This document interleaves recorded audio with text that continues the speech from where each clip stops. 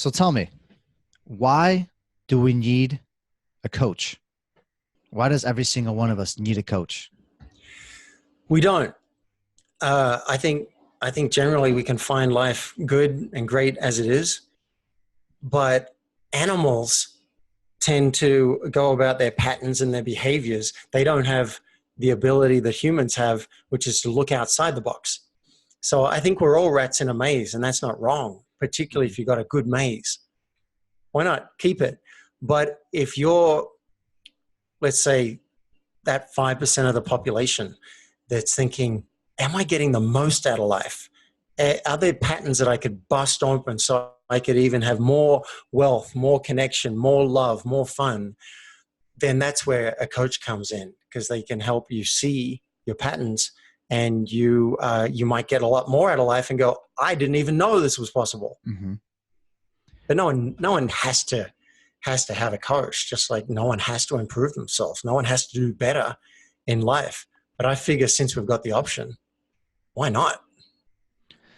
Everybody tuning in, that's David Wood. You're on Boss to Boss. David, kind of tell us, we have, for everybody that wants to find you, by the way, if you're listening on one of the podcasts and you can't see the face, be sure to check out playforreal.life. That's that's FOR, real.life. So check out his site where you can find the links to everything, all the goodies, which we'll be talking about further as well during the show. But what you're saying is that coaching helps us unlock different potentials within us. Yeah. In fact,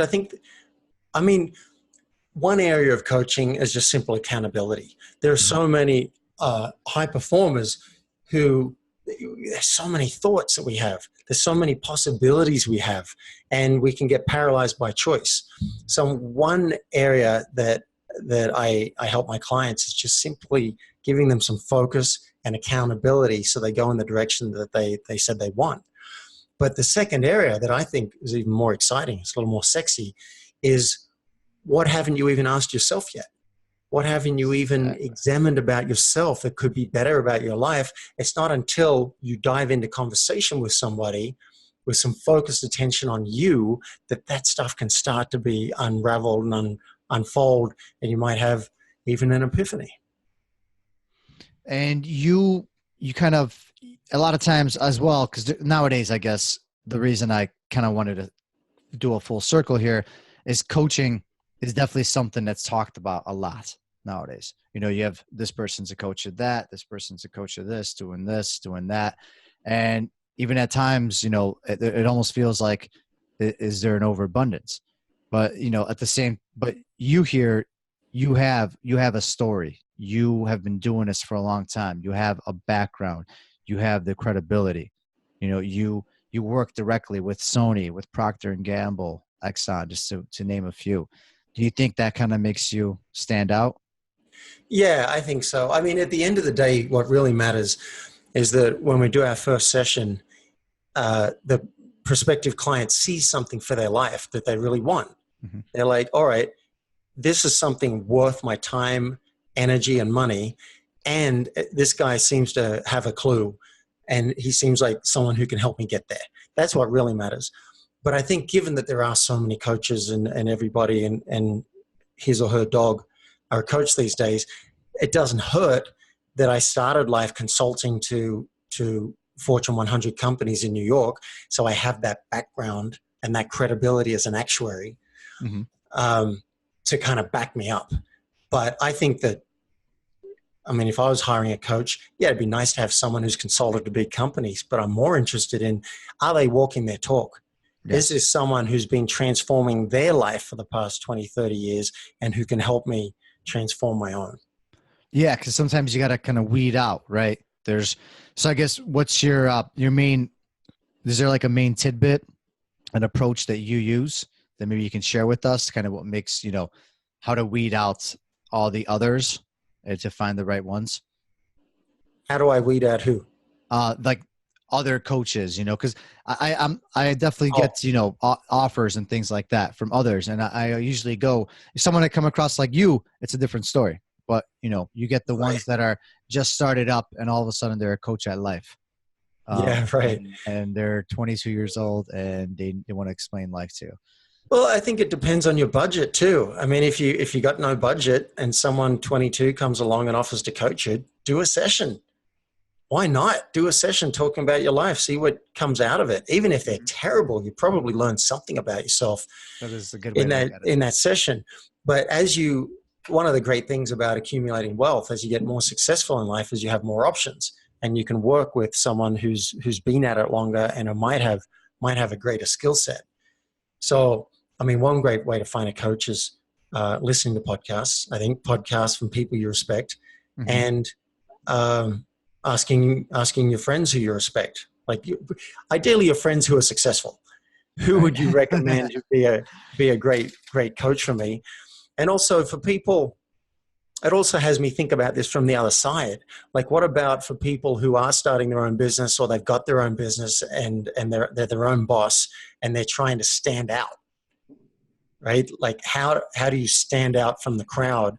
And fortunately, I've been around for a long time. But when I was getting started, I was looking for ways to stand out. So when I constantly we're trying to, right? All of us, always trying to find that way. And we should. I had a friend who was teaching a course at Columbia University, and I said, "Would you like me to come and do a guest series?" She said, "Yeah." Boom, guest lecturer, Columbia University, right there. When I met Jack Canfield at a conference, I just took the opportunity to speak with him, and it took a number of years, but it led to him writing the foreword to my book. Now, if someone doesn't know me, I just drop in author of Get Paid for Who You Are with foreword by Jack Canfield. It just opens doors. Like, this guy is obviously a player who's got a track record and got some credibility.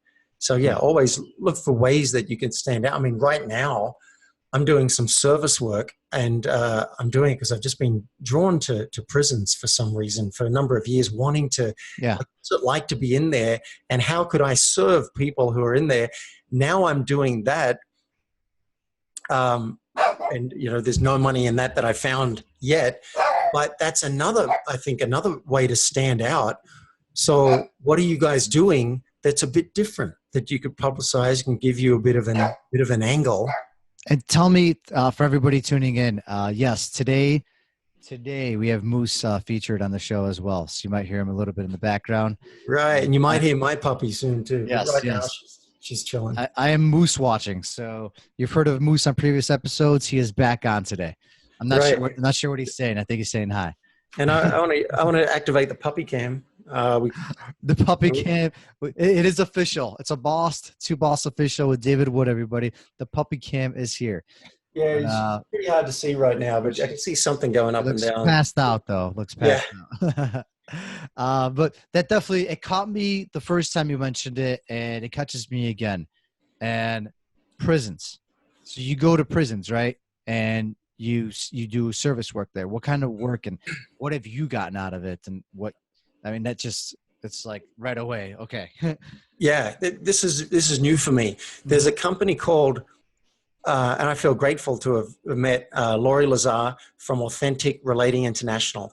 So these guys have been teaching authentic relating for some time, but this new nonprofit arm is a new development for them. And she's been cold calling prisons and saying, we want to train the inmates in how to connect authentically with themselves, with other people in the world, because we know they're going to be getting out.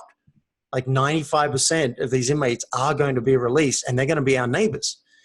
So I think in Colorado, 50% of inmates go back to prison once they're released. They end up back in prison.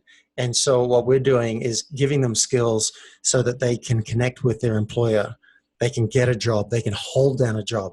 They can handle their emotions and relate and say, I feel angry right now. Let me go and work that off, and I'll come back and we'll talk about it. So this is new for me. I've just gone into my second prison and co-led the program. And I've spent the last 4 days sifting through footage because we got approval for a documentary team to come in. And I'm just kind of wading through amazing footage of these women's stories. This was a women's prison we went to last week. Are you eventually going to turn this into a documentary or more just for your references? Already, I've got the first cut, say a mini documentary, 30 minutes, Mm-hmm. and we'll see. I mean, I'm kind of curious. Do people want to see this? Do they want to know these stories? I'm fascinated sitting with a 25-year-old woman who's been in jail for 2 years, and she's got 23 to go. Oh man, 23 years to go. Just the mindset, right? Like where they're at. How Right. how they keep insane. She conspired in a robbery. She helped plan it. She wasn't there. They did another plan. They didn't even do what she came up with. Really? And someone got shot and killed. So she's charged with felony murder because she was involved. 25-year sentence. And I tell you, my heart goes out to a lot of these women. Wow. And for 2 years, she just gave up. And then this course is the first time she's thought, wait a minute, maybe I can actually make something with my life. Maybe I can make a difference. Maybe I can take responsibility for what I did and see what I can do with the next 23 years. So they inspire me. Yeah. And so this one in particular sounds like she turned it around, right? Is there something that you already have learned from them? Like, is there something that just has stuck with you lately? Yeah, one woman last week, she gets out in 6 months. And I said to her, in 6 months, you'll be free. And she said, I'm free now. Wow. And it just drove it home for me. I've been teaching mindset for 20 years, but talk about a real opportunity to practice mindset. So this is why I love coaching what I'll call the low performers and the high performers, because if they can turn their life around, they can have an empowering mindset from within prison, then we've got no excuse. Whatever we're complaining about, I mean, I complain about my tiredness. People can complain about their kids or their partner or whatever. We've got no reason not to turn that around. If this woman can be free from within prison. That's deep. Damn. Wow. She's going to do some things, hopefully good things. That's deep. But before you kind of got into where you're at now, and, it sounds like you're all over. You had a book, you're speaking, you were talking with Jack Canfield, coaching, and now you're in prisons, in a good way. Yeah. Before that, you had a moment though when you realized I couldn't keep working for the man anymore. I can't keep doing this whole boss life. Well, I'll be honest. It wasn't as brutal as that. I mean, I had a job on Park Avenue. It right? does. Yeah, it sounds not like I'm going to Sony Music and Ford and Exxon, and I had a ponytail. Not everyone's as fortunate as you. That's true. I had a great. Sounds gig. like you did. Sounds like you. But what happened is I did a personal development course. I went to Landmark Education, and I wasn't happy in my marriage. And I went to this course, and they cracked my cynicism. I was a cynical guy. I was left-brained, totally into systems, numbers, and results. And I thought, these people are just after my money. They smile too much. They wear name tags. I don't trust these people at all. Mm-hmm. And after I did the course, I was like, wait a minute, there's something to it. So then I did another one, and I started realizing that I was working with people about money and about numbers. I wanted to work with people about people, because I had a moment where I coached someone in the course, and it was so profound for me, like the transformation in her life and her marriage overnight from this one coaching conversation. I thought, I want more of that. So I went and trained, and they trained me as a coach so that I could help other people going through the course. But it still wasn't strong enough for me to go, I'm just going to quit my job and do coaching. I'd like to say that I did that. I'd like to say I leapt off the cliff. But what happened was more, I wanted to go back to Australia, and I needed to quit my job to do it.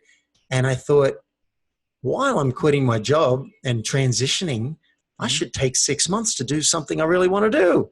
Why not? Right? Why not? Particularly, I'm sure you had a few bucks saved up and you could afford it at that point. I had a bit of money, and I thought, like in the US particularly, where you get 2 weeks, I've always said to people, if you're going to change jobs, negotiate 6 months off, damn it. So I thought, what would I do if I had 6 months? And I've always admired those guys at the ski fields that play their guitar and they do like a one-man band. They get everyone singing along in the bars. They wear a black afro and sing Blame It on the Boogie. They got an ABBA wig and they sing SOS.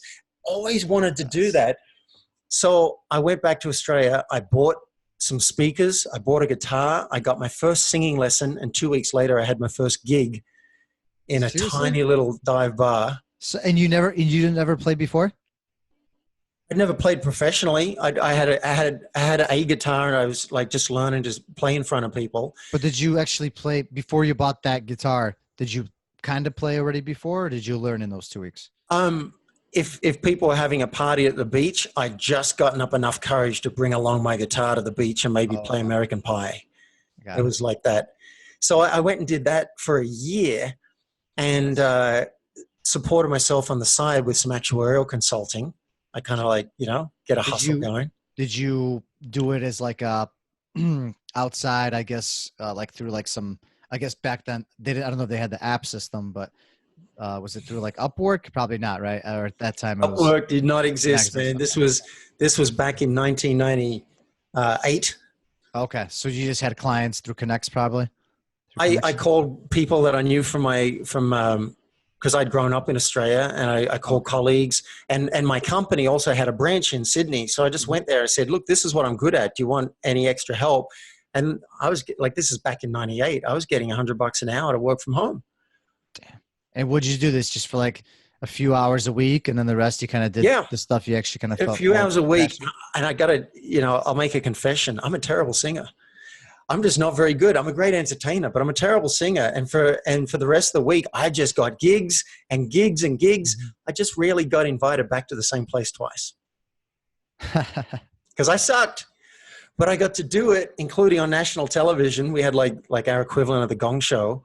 Really? And then, and then it was during that process that I met someone who was coaching and getting paid for it, or at least trying to. And I'd always wanted to get back to coaching since I'd done that course. Mm-hmm. So I printed off some business cards. I kept them in my pocket. And one of the singers who auditioned for my duo seemed to be having some issues in her life. And I said, look, I'm just starting this coaching thing. Why don't you pay me $25 a week and you'll be my practice client? That's how I started. Damn, I like that. It's crazy how life sometimes just works, right? It's like you didn't plan for this. You didn't expect it. You took a trip, and the next thing you know, boom.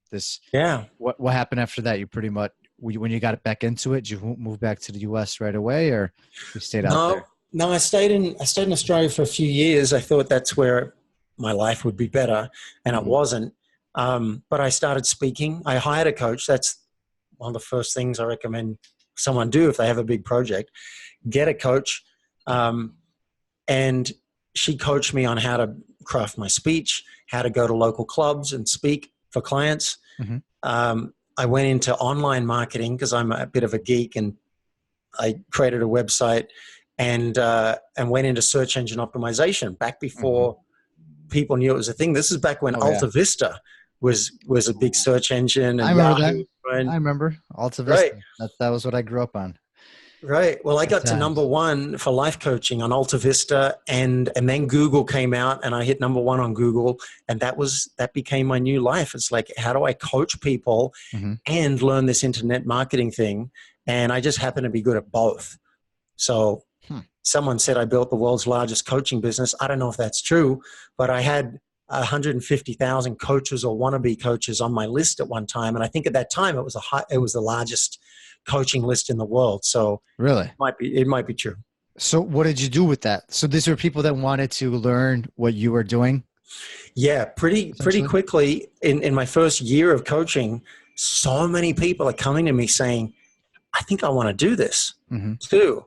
So I started training coaches. That's where the demand was. So at one time I had 50-50. I had regular clients, and then I had coaches, and then I just went full on to coaches. I started creating training products. My first speech to an international conference we recorded, and that became a download for $39 back in 2002. Ended up creating. Go ahead. No, yeah. I mean, that's like before these things really got big and popular. So it's Yeah. almost like you were a pioneer in it, in a sense, right? I guess so. I kind To of an extent. resist that word, Yeah. but when I started advertising for bidding for the word life coaching, when AdWords came out, it was a penny a click. Like that's when, like I was in before AdWords was launched, Yeah. and yeah, I guess I was at that time the pioneer in coaching coaches. Now, one of the questions I saw, you sent me some questions earlier, which I love that you've steered away from. But one of the questions was, what mistakes have you made? And I was thinking about There's it. gotta be one, right? There's gotta be one. Well, I think I made two mistakes. One, I wish I'd gotten out of helping coaches earlier. I did it because I was really good at it and there was a lot of demand for it. I paid the bills. So you talk about the 9-to-5 job and working for the man. This for me was working for the man. I did it about 10 years longer than I wish I had. I did it for 20 years serving coaches. Are And they I've all, had, are they all stealing your job now? I hope so. Are all the I, coaches that you train now taking all your potential clients? Is that the problem? I like to think that. Um, I mean, that's a huge market, right? Yeah. Becoming a coach. But Ezra Firestone, who we both know, said to me, he said he doesn't sell biz op. And I didn't even know that term, business opportunity. But I realized that's what I've been selling. And I don't want to do that anymore. If you've already got something that's working for you, or you've got funds to fund some startup that's really making sense, okay, let's do it. But the mistake I made was one, staying in a niche that was it got old for me. I stayed in it too long. And the second mistake was working with people who didn't have money. I was working with people in pure startup with no funds behind them. Why would they pay me 25 grand a year when 80% of them are not going to make it? Like, it's hard to start a new business. Oh yeah. So I realized finally, like, wow, I've been kind of like doing not quite social work, but I've been like helping people who are struggling financially. And so it's been a bit of a revelation for me to say, wait a minute, who's doing well? Because as a coach, you can help someone with a broken leg walk again, or you can help someone who's healthy to run the 4-minute mile. And I get more of a kick out of, and it pays better as well, to help people who are already successful. They're not struggling. They're not problem employees that need to pull up their socks or they're going to get thrown out on their ear. They're people who already have a track record of success, and like Bill Gates or Tiger Woods, they're like, how can I be better? I can see the fun in that. But at the same time, I mean, you had to go through those moments to get there, right? To kind of realize it. I did.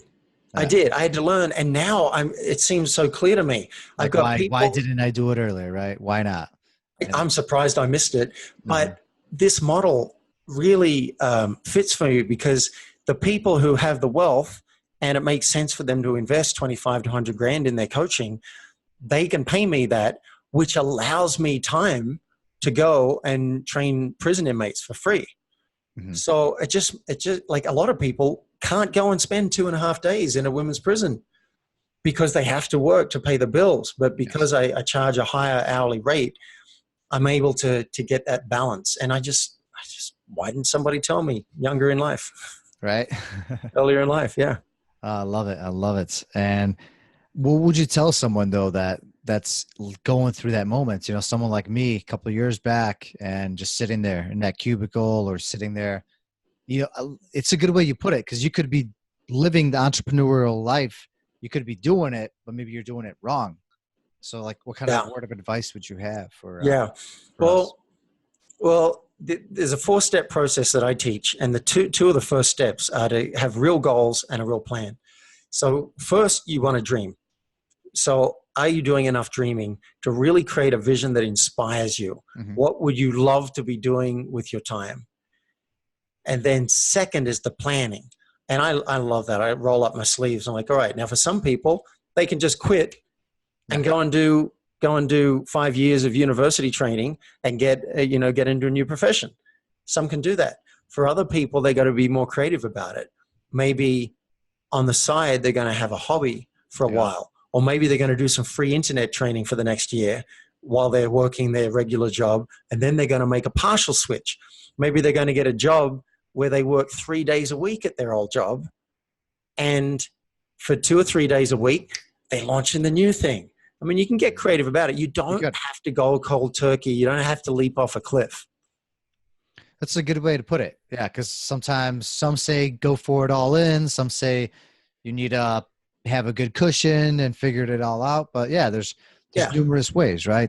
Everybody's different. That's a good way to look at it. Yeah, just cut down if it's possible, right? Cut down your work schedule from 5 days to 3 days or 2 days. That's a good one. And nowadays, employers are trying to keep people desperately, especially with skill. They're almost willing to do anything, let you work remote, let you do this, that. And if they won't, you can go and find another job where they only want someone part-time. Exactly. I mean, some of this stuff. It's not rocket science. Right. But some of it seems overwhelming when you haven't talked it through and it hasn't come out to the light of day. But once you start getting down to it, you come up with a practical plan. And then the third step of my secret sauce process is you got to implement the damn plan. You actually got to take real action. And that's not easy when you're the one driving it all the time. As I imagine you'd know. Like it's a rare person that can be totally self-motivated, get up at 7, start the day working for themselves and treat it like a real job.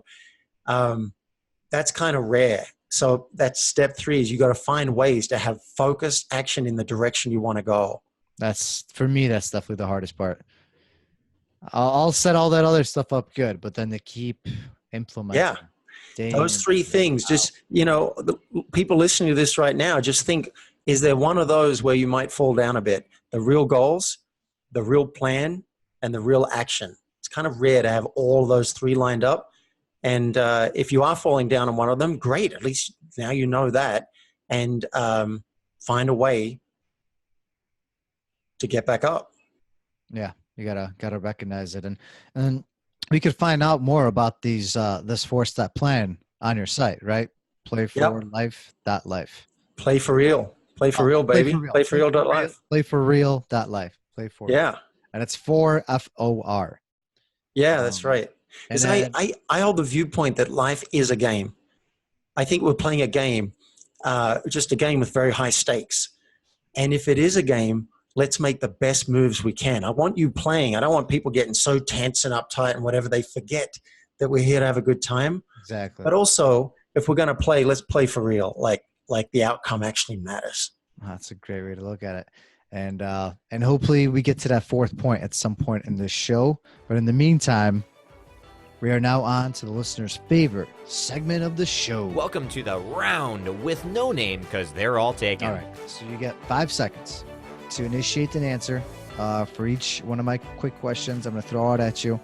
Don't want you thinking about it too much. Just go with the flow. And otherwise, my producer, Steve, they call him the leg breaker. He roams in the background.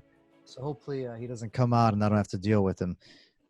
He's a tough cookie. So all right, we got to follow the rules. He makes me do this. I swear. Cool. Now so I got 5 seconds. 5 seconds. Right? 5 seconds. We could touch up on something later afterwards, but right now we got to go. Yep. What is your favorite book? Loving What Is, Byron Katie. Favorite movie? What Dreams May Come with Robin Williams. If you're stranded on an island, what is the one item you want with you? Can't be a person. I need a laptop and a generator. Haha. But if you only could pick one, then I'm screwed. Most people will say laptop or phone, but then they forget. You have like a limited amount of supply there. Then I'll take a self-powering laptop. That's a good way. That's a key right there. That could be a good industry to get into, maybe, in case we're all going to be stranded on random islands one day. If you had an unlimited amount of money and you can start up any business you want, can't be your own, what would it be? Transformational programs for people to really connect with others. if there's one item that you must have on you every day, or you consume it, eat it, or drink it, it makes you you, and you can't go a day without it. What is this one item? Water. Solid answer. How do you drink your coffee? Well, I do the bulletproof thing. So some grass-fed ghee, some MCT oil, throw it in a blender, and then I drink it one sip at a time. Do you feel, since you've given that approach, has your life changed? Like, do you see a difference? No, I haven't. I just like doing it. It's kind of fun. It's all frothy. And I feel like I'm doing a hack. Oh man, that's good. What is the one? Is there a person or item, something that you had to sacrifice to kind of get to where you're at now from where you were, say, 20 years ago? I can't think of anything. Someone you had to let go, or something you had to say no to? I can't think of anything I've sacrificed, but my health has suffered. Probably working too hard and not relaxing. I've had some kind of fatigue for about 12 years. So it's possible I've sacrificed some health. And how would you feel if we were having a meeting right now and I walked in with socks and sandals? Would you take me seriously? Are you wearing anything else? Yeah. I'm still wearing like whatever, a casual, business casual, but I got socks and sandals. I'd be thinking, all right, this guy's trying to prove something. He'd better be good. All right. So the next few words I say will mean a lot. So I'm really, really setting myself up, huh? All right. Well, you're there. I'm here. Steve did not come out, so we are good. That was good. You were pretty prepared, it seems like. I hope you didn't prepare too much beforehand, but I threw some curveballs at you on purpose, just to make sure you're oh, but one thing actually I did forget to ask, and this is so important: is entrepreneurism a fad? Only if breathing is a fad. Ooh, deep. All right. And can you explain why? Why are you so Damn, I mean, into it? people want stuff, and people are always going to need ideas. Mm-hmm.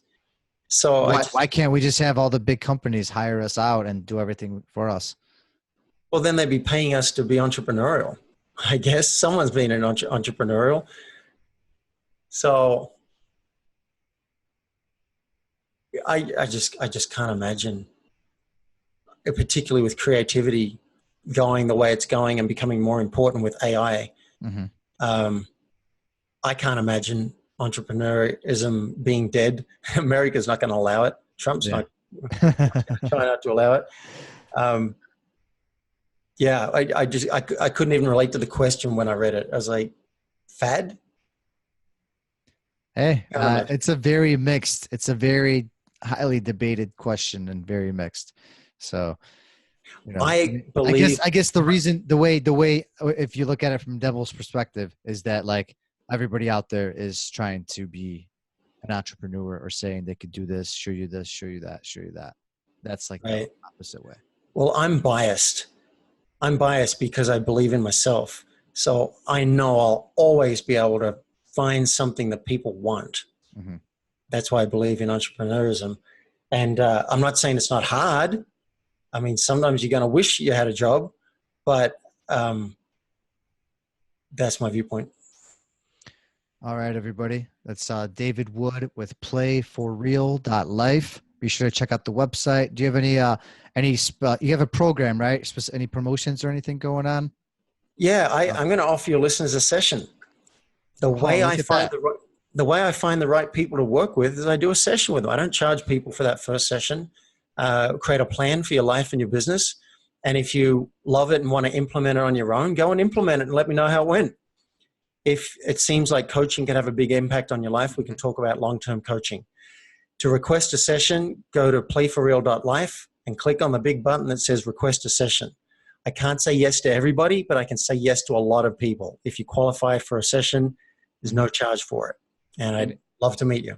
And is that, that's right there on big and fat top right of your website, right? Big fat, can't miss it. Playforreal.life, request a session. And, Awesome. plug for this process. There's a life assessment that takes 5 or 10 minutes for you to answer the questions. You are going to get great information about your life. So even if you don't want to book a session with me, do the assessment and get the answers.